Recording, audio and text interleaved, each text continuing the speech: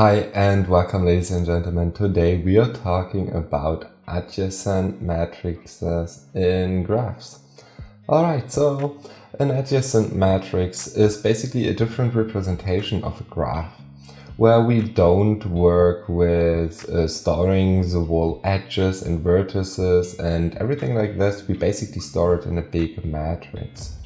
And this matrix has the amount of vertices as rows and columns. Well, and each entry in this matrix has then the weight of the edge. And we access it by this, that we say we go to the row and there is an edge from the node in the row, so the index, let's say 3, to the node of the column, let's say 2. So we would say 3, 2, and it has the weight that it is at where they meet, the row and the column. Alright, one example is done here, where we have here the row, and that is for the first vertex. Let's say this vertex has index 0, and it has a connection to 0 to the vertex 0, and the weight is 1, meaning there is a loop. The next would be the column 2, so it has no connection to the vertex 1, because here there is actually the weight 0. It has a connection to the vertex vertex 2, because here is 1 written, and it has a connection to the vertex 3, because here is the weight 1 written.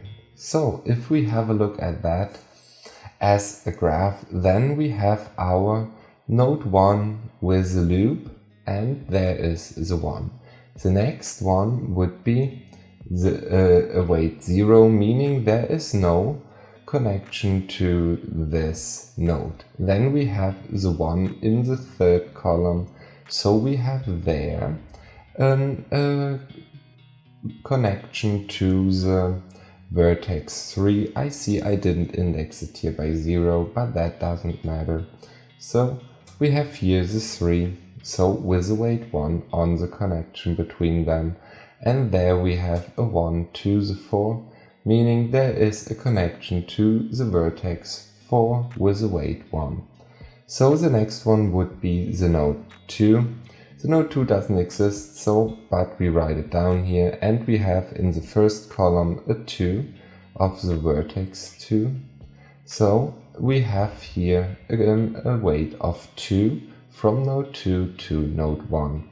So we basically have row 2, column 1.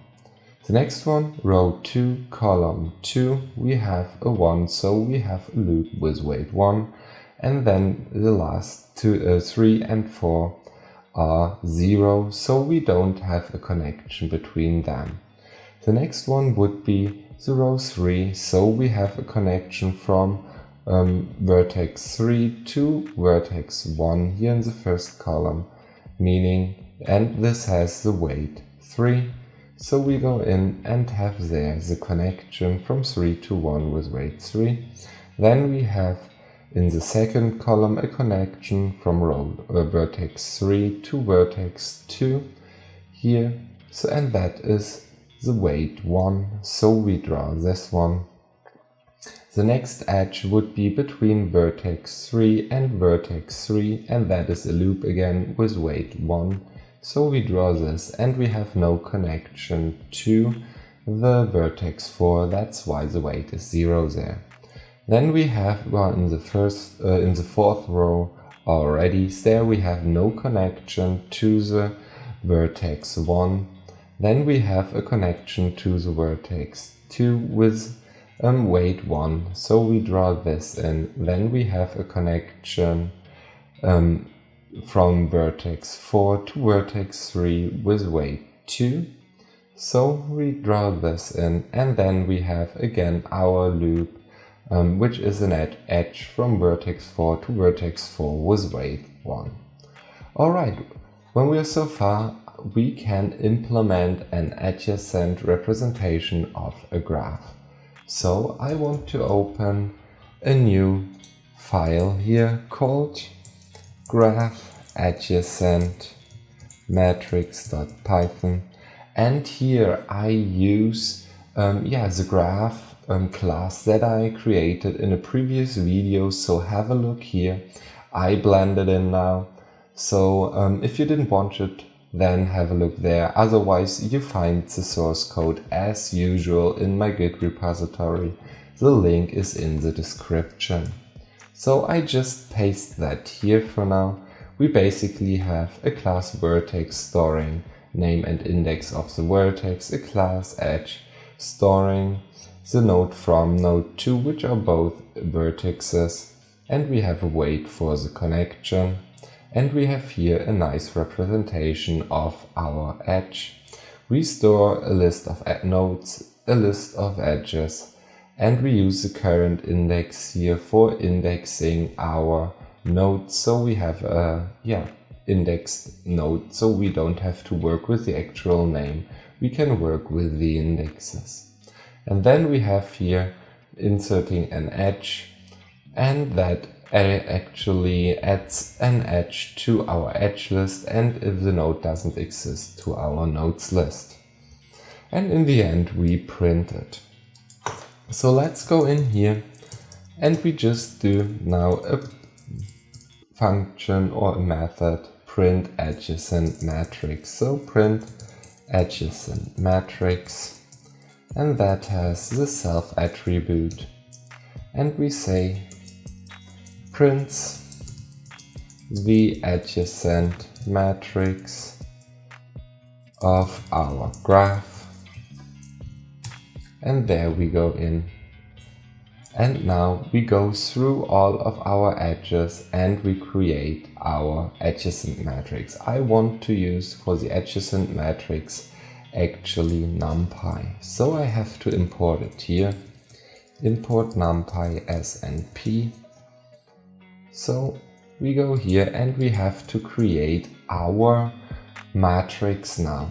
And there I want to create it with zeros everywhere, so that if we don't insert a vertex somewhere or an entry somewhere in our matrix, then it is zero already and the edge doesn't exist. So we go in here and say our adjacent matrix is equal, and I use np.zeros, and there I want a matrix full of zeros, and that gets here our current index. Our current index is one higher than the last inserted index. So we go in here and that is already good then. Self.currentIndex, self.currentIndex. And that creates a two-dimensional matrix, or a two-dimensional array, so it is a matrix. So now we can go through our edges and fill in the values in our adjacent matrix. So here I go in and say for each edge in edges. No, that's not our edges, self.edges. There I go in and say adjacent matrix, and now I want edge dot, and here we store in our edges an edge, node from, node to, and these are actually here our vertex. So we have to use here the index of our node. So we can go in and say edge dot node from dot index, and the second point of it is edge dot node to dot index, and there we say this is edge dot weight, and that should already be fine. Then we just need to go in here and say print, or let us rename this here actually to get adjacent matrix, so it is a little bit better programming, so we can here return our adjacent matrix. And then we go in and create a new method, print adjacent matrix. And there I go in and say here prints the adjacent matrix, and here I want to say returns the adjacent matrix of our graph. So here we simply say print self.getAdjacent matrix, and that should be it. So here we have already a representation of our graph, and we will check in a second if that is correct. I change this function, or let me add it below, g.printAdjacent matrix, and let's run that. So we go in here, and as you see, it prints our adjacent matrix. So we are here in our first row, meaning it is our A. Here we have the index A, and that is 1.5 in weight to B, and so on. Here we have A to C is 1, so we have A to C here is 1. We have here A to D is 2.7, and everything else in this row is 0.